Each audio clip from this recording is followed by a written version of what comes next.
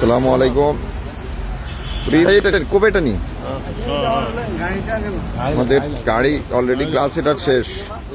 আমরা মেঘনা ব্রিজের আগে ডাকাতের কবলে পড়লাম।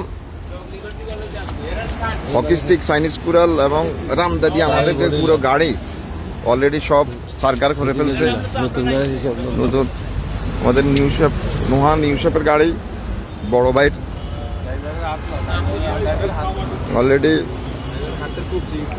গাড়ি এটা আটকানছে একটু।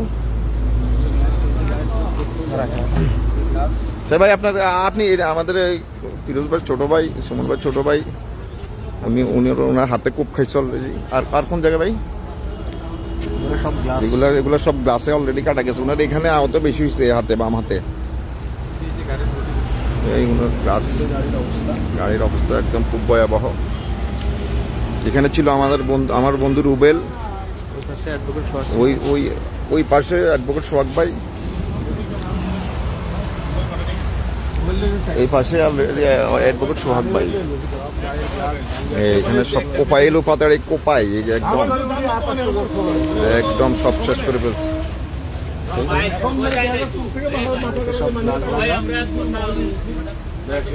সব ভাঙা।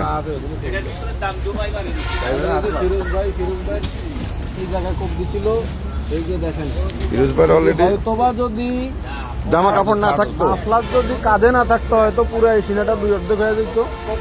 এবং আমারও কোপ দিছিল, আমি হাত দিয়া। এটা কিন্তু আগা লাগছে, একদম আগা লাগছে। আল্লাহ সোহাগ ভাই কোন জায়গায় লাগছে? সোহাগ ভাই অলরেডি এগুলো ইয়ের বাড়ি, হকি স্টিকের বাড়ি।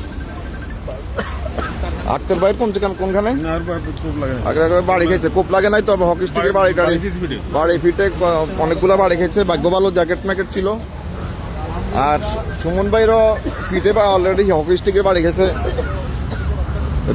রুবেল অলরেডি কোপ খাই নাই, কোপ ফিরে ফেলছে। রুবেল